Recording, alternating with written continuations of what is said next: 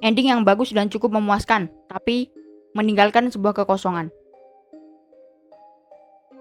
Halo semuanya, gue Triseno. Kali ini gue akan membahas ending dari anime Attack on Titan yang baru tamat beberapa waktu lalu. Pertama, gue merasa bersyukur dan berterima kasih kepada Tuhan Yang Maha Esa karena telah diberikan kesempatan menikmati serial ini. Terima kasih Hajime Isayama yang sudah membuat cerita manga. Ya, meskipun cuma manga doang, tapi ini bagus banget. Bisa dibilang masterpiece lah untuk karyanya. Meskipun ending di manganya agak kurang, tapi diperbaiki di animenya. Lalu terima kasih kepada MAPPA dan Wit Studio yang sudah menyajikan serial ini dalam format anime dengan visual yang keren. Meskipun MAPPA pada awalnya menggarap visualnya kurang, tapi di ending ini MAPPA membuktikan kalau mereka bisa membuat serial anime yang seharusnya tayang di bioskop tapi cuma di streaming service. Gak tau ya alasan kenapa mereka nggak mau tayangin ini ke bioskop, padahal durasinya udah sejam lebih. Kualitasnya bagus, audio visualnya kan kalau di bioskop experience nontonnya jadi beda gitu. Apakah buat format bioskop lebih sulit atau ribet gitu? Gua nggak tahu. Di samping itu, ini ending yang tadinya gue pikir Eren bakal ngebadut, ngebucin sama Mikasa seperti di manganya, tapi ternyata apa yang gue dapat benar-benar berbeda. Gue benar-benar puas dan sedih dan kosong, rasanya campur aduk. Sedih karena perbucinan Eren Mikasa jadi kerasa banget, padahal sebelumnya di tease-nya biasa aja, nggak fokus ke situ, tapi pas ending kerasa banget. Puas karena endingnya bagus, Eren gak jadi badut doang, Eren Yeager keren banget. Gue ngerasa kosong karena nggak ada Attack on Titan lagi. Seperti biasa, pembahasan berdasarkan apa yang gue rasakan. Kalau beda dari yang lo rasakan, ya udah bebas. Anime ini melanjutkan episode sebelumnya, yang namanya panjang banget itu, dimana Survey Corps yang dipimpin oleh Armin nyamperin founding Titan Eren pakai pesawatnya Azuma Bito. Lalu pertarungan terjadi di atas founding Titan Eren, di mana Eren bangkitin Titan-Titan terdahulu, Armin diculik, Falco dan Annie join perang, Armin ketemu Zeke berubah pikiran, dan pembunuhan Eren. Seperti yang gue bahas di video sebelumnya, akhirnya scene di manga yang crowded ke arah jurang akhirnya dianimasikan, dan animasinya dapat meskipun sereman di manga. Nggak tahu ya, apa karena ini tayang di streaming service jadi agak disensor, dikurangi gore-nya atau gimana. Tapi scene bayi yang dioper-oper ke belakang itu dapat banget. Highlight warnanya cuma di bayi dan di ibunya, itu menggambarkan kepedihan yang dilakukan Eren, dan gue baru notice ibunya anak ini di tease di episode sebelumnya. Waktu Eren main ke Marley, ngeliatin ibu ini lagi hamil. Dan fun fact, suara tangisan bayi itu suara anaknya pengisi suara Eren. Kembali ke Rumbling, scene Pig yang berubah jadi Titan berkali-kali itu keren banget, nggak kalah keren sama scene-nya Ackerman. Ya, kerennya di bawah animasi 3D manuvernya lah. 3D manuver di sini keren banget, dibuat benar-benar niat. Meskipun ada efek CGI-nya yang kelihatan, tapi menyatu dengan background jadi oke lah. Berbicara soal niat, MAPPA niat banget bikin gambar mata tiap karakternya. Di sini bisa kita lihat pas matanya di close up itu benar-benar detail dan realistis kayak mata manusia. Hal ini membuat penutupan serial keren ini terasa maksimal. Gak percuma tuh mata sutradara anime ini yang kantung matanya bengkak banget.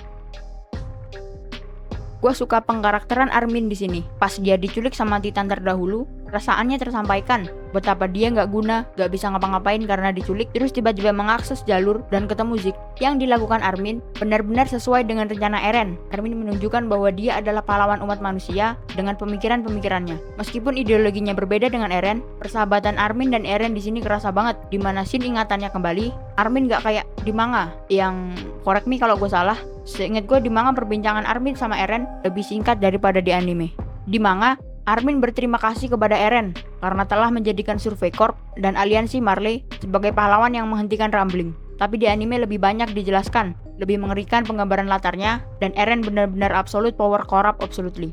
Kalau di animenya, Armin menyangkal perbuatan Eren murni karena Eren sendiri. Armin ngerasa kalau dia ikut terlibat dalam genosida ini karena dari Armin lah Eren jadi seperti ini. Lewat buku-buku yang dikasih sama Armin, dimana menunjukkan hal-hal apa yang ada di luar tembok, sehingga membuat Eren pengen melihatnya. Tapi ternyata Eren menyangkal lagi kalau Armin gak ikut terlibat karena emang cuman pengen aja. Eren pengen ngeratain semua yang ada di depannya, yang dia pikir itu untuk menyelamatkan teman-temannya, tapi ternyata karena dia pengen melihat itu semua. Di sini Eren kacau banget. Terus Eren baru bilang kalau dia ngabisin 4/5 populasi manusia pas latarnya berubah jadi darah pasca Rumbling. Dan reaksi Armin berbeda banget. Kalau di manga, Eren ngomongnya di wujud kecilnya, terus Armin kaget dengan muka absurd khas art style Attack on Titan. Sedangkan di anime, ditarik baju Eren, Armin gak membenarkan itu. Intinya ngapain berbuat sampai segitunya? Armin mempertanyakan apakah perjuangan selama ini jadi sia-sia. Armin cuma bisa menyelamatkan sisanya dan gak bisa menghentikan Eren untuk membunuh 80% umat manusia. Armin pengen mencari jalan lain, tapi Eren udah ngelihat semua kemungkinan dan ujung-ujungnya sama. Perang lagi dan lagi, jadi Eren memilih jalan Rumbling ini.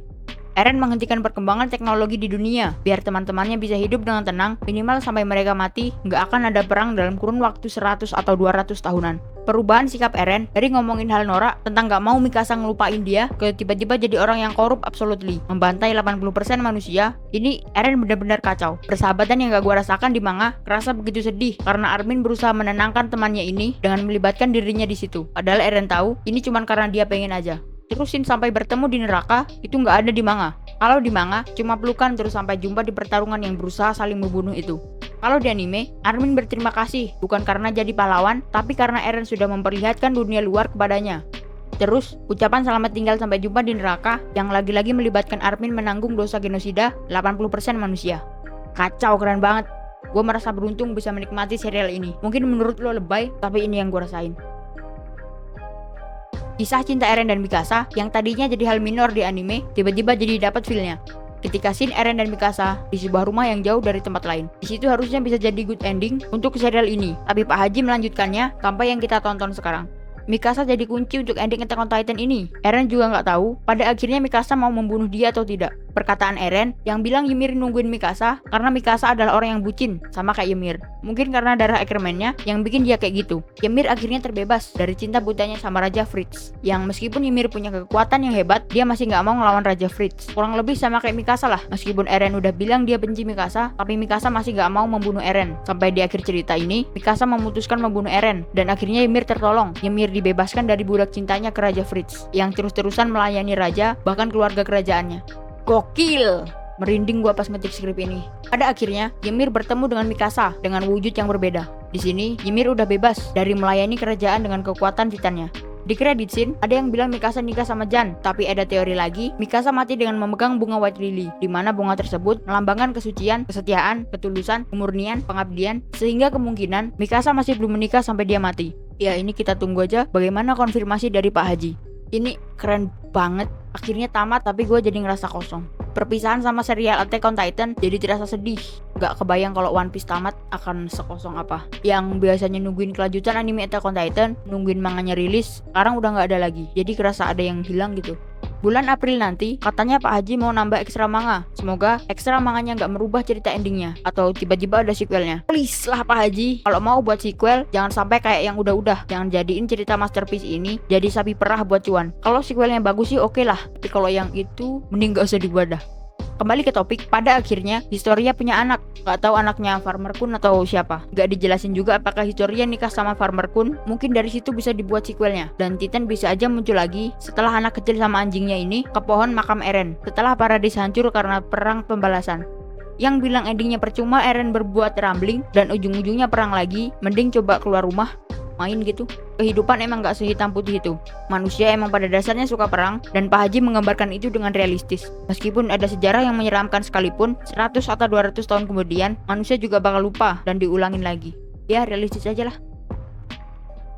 Oke, mungkin itu aja pembahasan gue kali ini. Sampai jumpa di video lainnya.